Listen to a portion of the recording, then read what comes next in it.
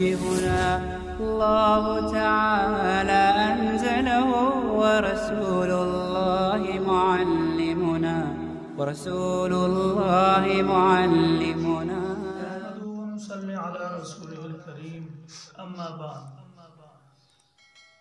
فأعوذ بالله من الشيطان الرجيم بسم الله الرحمن الرحيم سنلقي في قلوب الذين كفروا الرعب بما أشركوا بالله ما لم ينزل به سلطانا ومأواهم النار وبئس مثوى الظالمين وَلَقَدْ صَدَقَكُمُ اللَّهُ وَعْدَهُ إِذْ تَحُسُّونَهُم بِإِذْنِهِ حَتَّى إِذَا فَشِلْتُمْ وَتَنَازَعْتُمْ فِي الْأَمْرِ وَعَصَيْتُم مِّن بَعْدِ مَا أَرَاكُم مَّا تُحِبُّونَ مِنكُم مَّن يُرِيدُ الدُّنْيَا وَمِنكُم مَّن يُرِيدُ الْآخِرَةَ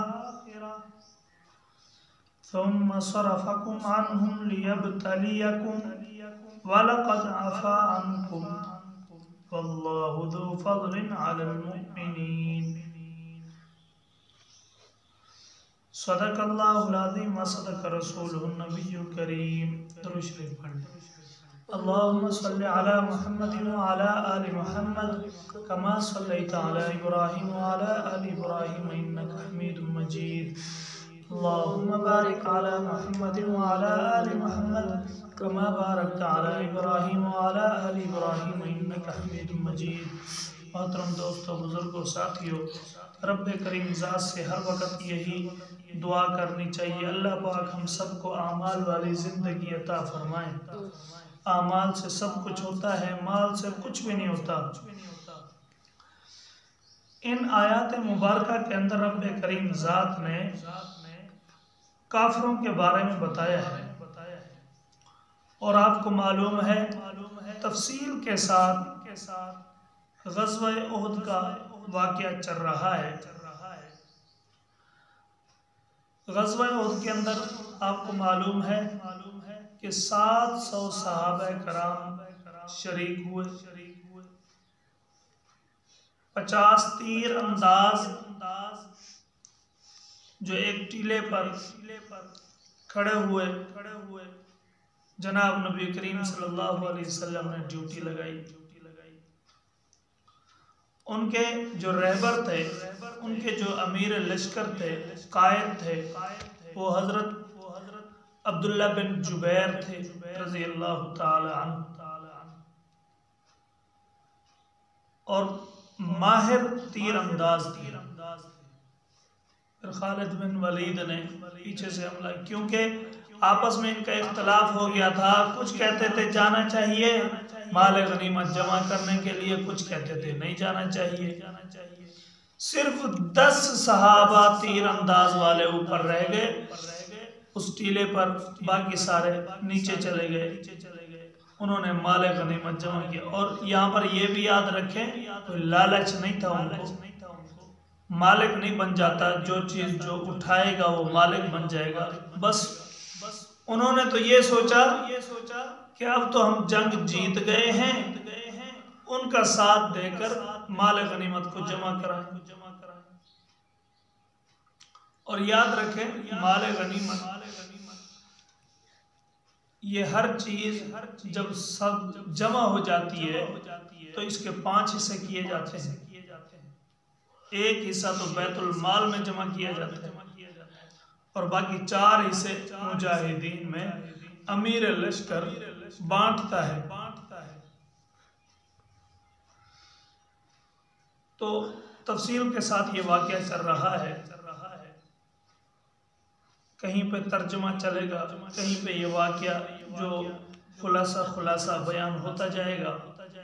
اللہ پاک سے دعا ہے کہ اللہ پاک ہم سب کو عمل کی توفیق عطا فرمائے. اور یہ لوگ صرف دین کی خاطر نکلے تھے، اپنے گھروں کے لیے نہیں، اپنی جانوں کے لیے نہیں، اپنے مال کے لیے نہیں، اپنی عزتوں کے لیے نہیں، صرف دین کے لیے، دین کی خاطر یہ نکلے اور دین کی خاطر مر مٹے. اللہ تبارک و تعالیٰ فرماتے ہیں سَنُلْقِي فِي قُلُوبِ الَّذِينَ اب ڈالیں گے ہم کافروں کے دل میں کفروا الرعب بما اشرکوا باللہ ما لم ينزل به سلطانا، کافروں کے دلوں میں رعب ڈالیں گے، اللہ پاک فرماتے ہیں اس واسطے کہ انہوں نے شریک ٹھہرایا اللہ کا جس کی اس نے اس کے نہ اختیارات ہیں نہ کچھ، ایسے جیسے لات، عزا، منات، ایسے بت بنائے ہوئے تھے، اپنے ہی ہاتھوں سے بناتے تھے اور خود ہی اس کے سامنے پوجتے تھے، ایسے تو یہ لوگ تھے جس کی اس نے کوئی سند نہیں اتاری، یعنی کسی حساب سے بھی وہ شریک نہیں ٹھہرتے، لیکن انہوں نے ٹھہرائے ہوئے تھے، انہوں نے تو ایک دن کا الگ، 6 مہینے کا الگ، بارش کا الگ، سال والا الگ، بادل والا الگ، ہر چیز والا، کھانے پینے، رزق، ہر چیز کا الگ الگ خدا بنایا ہوا، وَمَأْوَاهُمُ النَّارِ، رب کریم ذات نے فرمایا اور ان کا ٹھکانہ دوزخ ہے، دوزخ جو ایسے شریک ٹھہراتے ہیں، جو ایسے معاملات کرتے ہیں۔ کیا آج اس دور میں درباروں کے سامنے جھکنا صحیح ہے؟ غلط ہے۔ دربار والوں سے مانگنا صحیح ہے؟ کہتے ہیں دے پتر تے لے ککڑ، میونے دن چشتی لگا دے پار کشتی، یہ ایسے ایسے جملے بنے ہوئے ہیں۔ اللہ کے بندو، بزرگوں نے اپنی محنت کی، اللہ کے سامنے جھکے، اپنا سکہ منوایا، لیکن آج ہم کیا کر رہے ہیں؟ انہی کی قبروں پہ جا کے انہی سے مانگتے ہیں۔ اللہ پاک ہم سب کی حفاظت فرمائے۔ پھر فرمایا وَبِئْسَ مَثْوَى الظَّالِمِينَ، اور برا ٹھکانہ ہے ظالموں کا۔ یہ ظالم لوگ ہیں جو اپنے ہاتھوں سے بناتے ہیں پھر خود ہی پوجتے ہیں، اور ان کا ٹھکانہ جہنم ہے، اور اللہ تعالیٰ ان کو بہت برا ٹھکانہ دینے والے ہیں۔ جہنم کوئی عام چیز نہیں ہے، فرمایا کہ جہنم کی جو آگ ہے اتنی سخت ہے، اگر اس آگ سے نکال کر دنیا کی آگ میں انسان کو رکھا جائے تو دنیا کی آگ پر انسان سو جائے، اتنی وہ زیادہ گرم ہے، یعنی اس کی صفت بہت کم ہے، اس سے بہت زیادہ کم۔ وَلَقَدْ صَدَقَكُمُ اللَّهُ، اللہ تعالیٰ نے فرمایا اور اللہ تو سچا کر چکا تم سے اپنا وعدہ، اللہ تعالیٰ نے سچ کر دکھایا اپنے وعدے پر۔ اللہ پاک نے اپنے بندوں کی حفاظت بھی کرتے ہیں، اللہ تعالیٰ اپنے وعدے بھی پورے کرتے ہیں۔ اِذْ تَحُسُّونَهُمْ بِإِذْنِهِ،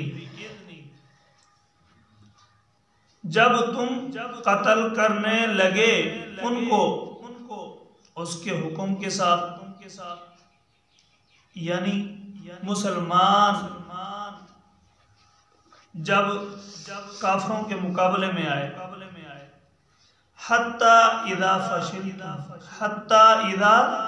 فَشِلْتُمْ وَتَنَازَعْتُمْ فِي الْأَمْرِ وَعَصَيْتُمْ،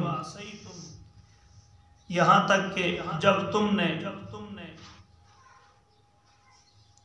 یہ سارے کام اللہ کے حکم سے ہوتے ہیں، یہاں پر یہ یاد رکھیے، جب اللہ چاہتے ہیں تو پھر ہوتا ہے، اور اللہ نہ چاہیں تو یہ کچھ بھی نہیں ہوتا۔ حَتَّى إِذَا فَشِلْتُمْ وَتَنَازَعْتُمْ،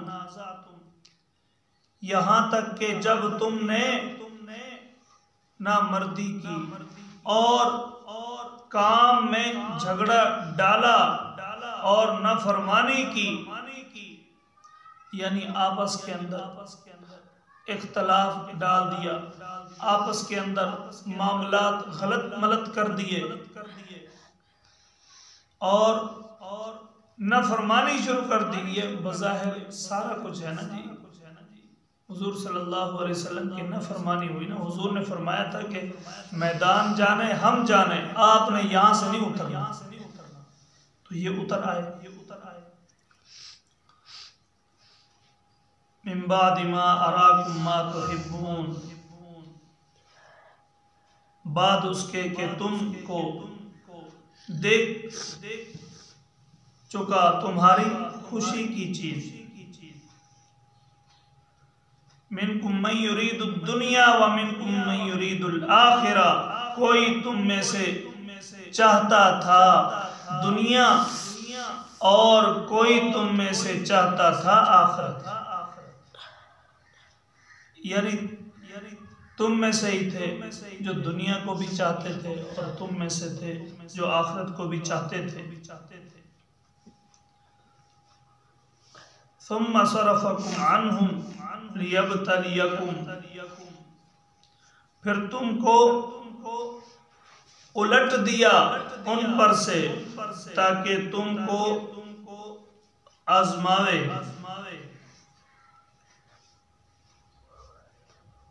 وَلَقَدْ عَفَا عَنْكُمْ، اور وہ تم کو معاف کر چکا۔ وَاللَّهُ ذُو فَضْلٍ عَلَى الْمُؤْمِنِينَ، اور اللہ تعالیٰ کا فضل ہے ایمان والوں پر۔ جب انسان پختہ ارادہ کر لیتا ہے تو پھر اللہ پاک اس کی مدد نصرت ضرور فرماتے ہیں۔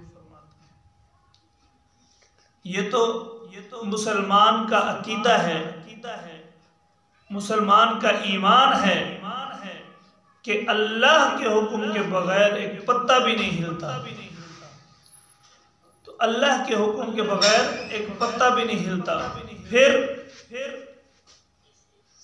اسی چیز کو مانتے ہوئے ان چیزوں کے بارے میں جو کچھ بھی ہے اللہ کے سامنے جھک جانا چاہیے۔